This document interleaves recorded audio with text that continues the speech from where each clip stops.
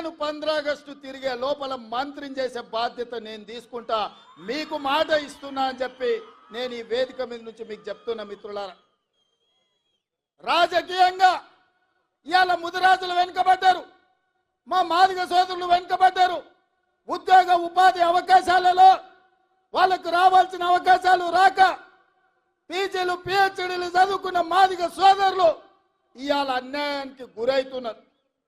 అందుకే మిత్రులారా, మాదిగల ఏబిసిడి వర్గీకరణ మీద 10 సంవత్సరాలు చంద్రశేఖరరావు సుప్రీంకోర్టులో కేసు వాదించకపోతే నేను ముఖ్యమంత్రి అయిన ఎంబడే పెద్దలు దామోదర్ నరసింహ గారితో పాటు 8 మంది ఎమ్మెల్యేలను ఢిల్లీకి పంపించి ఉద్దండులైన న్యాయవాదులను పెట్టి మాదిగల వర్గీకరణ ఏబిసిడి జరగాల్సిందే అని చెప్పి కేసును నేను వాదించిపించిన.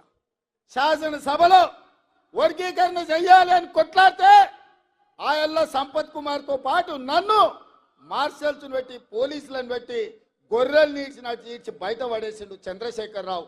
ఇవాళ మాదిగలకు అన్యాయం చేసింది చంద్రశేఖరరావు కాదా? ఇవాళ నేను అడుగుతున్న మిత్రులారా, కొంతమంది మాదిగ ఉద్యమంలో ఏబిసిడి వర్గీకరణ కోసం కొట్లాడిన వాళ్ళు ఇవాళ నరేంద్ర మోడీ కోటేయండి, భారతీయ జనతా పార్టీని గెలిపించమని అడుగుతున్నా. నేను ఆ మిత్రుడిని కోరదలుచుకున్నా, నేనేం అనదలుచుకోలే. చంద్రశేఖరరావు ఆయనను అరెస్టు చేసి జైల్లో పెట్టినాడు.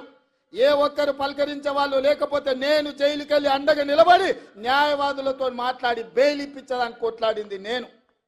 ఆయనలో వర్గీకరణ కోసం ఈ తెలంగాణలో ఉద్యమాలు చేయడానికి వీల్లేదు, నిరసన తెలపడానికి వీల్లేదు. పోలీసుల నిర్బంధాలు కొనసాగుతుంటే పరేడ్ గ్రౌండ్ లో ధర్మయుద్ధం కార్యక్రమానికి అండగా నిలబడి ఆయల్ల మాదిగల వర్గీకరణకు అండగా నిలబడి వర్గీకరణ జరగాల్సిందే, మాదిగలకు న్యాయం చేయాల్సిందే అని చెప్పి అండగా నిలబడ్డది నేను. అందుకే ఇవాళ సోదరులారా, ఈ వేదిక మీద నుంచి నా మాదిగ సోదరులకు నేను చెప్తున్నా, సిరిసిల్ల రాజయ్య గారిని ఫైనాన్స్ కమిషన్ చైర్మన్ చేసిన, అట్లూరి లక్ష్మణ్ని విప్పుగా అసెంబ్లీలో వేసిన, పాల్వాయి రజనీ కుమార్ని తెలంగాణ పబ్లిక్ సర్వీస్ కమిషన్ లో మెంబర్ చేసిన, Pritam Kumar SC department chairman గా కాంగ్రెస్ పార్టీలో పదవులు ఇచ్చిన. ఇవాళ నా పేసీలో ఐఏఎస్ అధికారి సంగీత సర్వే సత్యనారాయణ సెక్రటరీగా నా పేసీలో ఉందంటే ఒక మాదిగ బిడ్డకు అవకాశం ఇచ్చిన. ఇవాళ మిత్రుడు సంపత్ కుమార్ ఏఐసిసి సెక్రటరీగా మహారాష్ట్రకి ఇన్ఛార్జిగా ఈరోజు వారు ఏఐసిసి సెక్రటరీగా ఉన్నారు. దామోదర్ రాజనరసింహ గారు మంత్రివర్గంలో మంత్రిగా ఉన్నారు. ఇవి సరిపోతాయంటే ఇవి సరిపోవు. నాకు తెలుసు మీ జనాభా ఎంత ఉంది, మీకు ఇన్నాళ్ళు జరిగిన అన్యాయం ఏంది, మీ ఆవేదన మీ ఆలోచన నాకు తెలుసు. అందుకే రేపు రాబోయే రోజుల్లో పార్టీ తీసుకోబోయే నిర్ణయాలలో, పార్టీ నియామకాలలో మాదిగ బిడ్డలకు న్యాయం చేసి మీకు సముచితమైన స్థానం కల్పించే బాధ్యత కాంగ్రెస్ పార్టీ తీసుకుంటుంది. మల్లికార్జున్ ఖర్గే గారు తీసుకుంటారు. సోనియామ్మను ఒప్పించి మెప్పించి వర్గీకరణను పార్లమెంట్లో చట్టం చేసే బాధ్యత ఇవాళ కాంగ్రెస్ పార్టీ తీసుకుంటుందని చెప్పి మాదిగ సోదరులకు నేను చెప్పదలుచుకున్నా.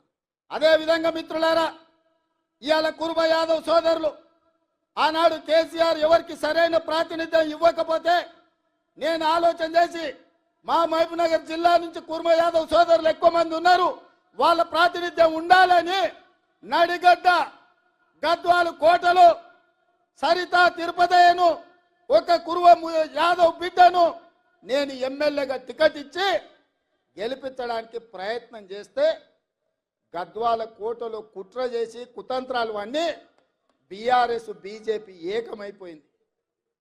ఆనాడు చీకటి ఒప్పందం చేసుకొని అప్పటి వరకు తగాదాలు ఉన్నాయి మాకు, మా ఇంటి మీద కాకి ఇంటి మీద బాలదు అని చెప్పిన వాళ్ళు ఇవాళ మామ అల్లుళ్ళు ఒక్కటైపోయి కుమ్ముక్కు రాజకీయాలు వేసి ఒక సరితను, ఒక ఆడబిడ్డను, ఒక కురువ యాదవ్ ఆడబిడ్డను మామ అల్లుళ్ళు ఏకమై అర్నమ్మ నాయకత్వంలో బీజేపీ ఓట్లని బీఆర్ఎస్ కేసి 5,000 ఓట్ల తక్కువ మెజార్టీతోని ఇవాళ ఆడబిడ్డను ఓడగొట్టారు.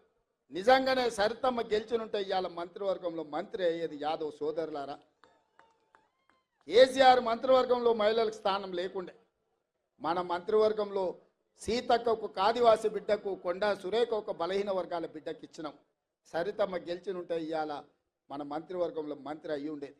అంటే ఎన్నికలు వచ్చినప్పుడు పేదోళ్ళని గెలవాల్సినప్పుడు పేదలకు న్యాయం చేయాలని కాంగ్రెస్ అనుకున్నప్పుడు బంగ్లా రాజకీయాలు, కుమ్ముక్కు రాజకీయాలు, అర్ణమ్మ దివాలకు రాజకీయాలు ఎట్లుంటాయో ఇవాళ కుర్మ యాదవ్ సోదరులారా మీరు ఆలోచన చేయండి.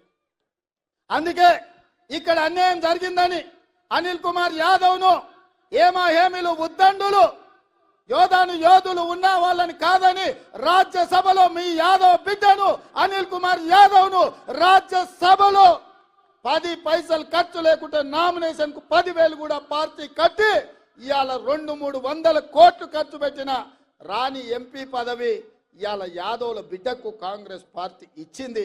ఈ అన్ని జరిగినాయంటే ఒక రజక ఈర్లపల్లి శంకర్ ఎమ్మెల్యే అయిందన్నా, ఒక ముదిరాజు బిడ్డ శ్రీహరి ఎమ్మెల్యే అయిందన్నా, ఒక సరితమ్మకు యాదవ్ బిడ్డకు ఎమ్మెల్యే టికెట్ వచ్చిందన్న.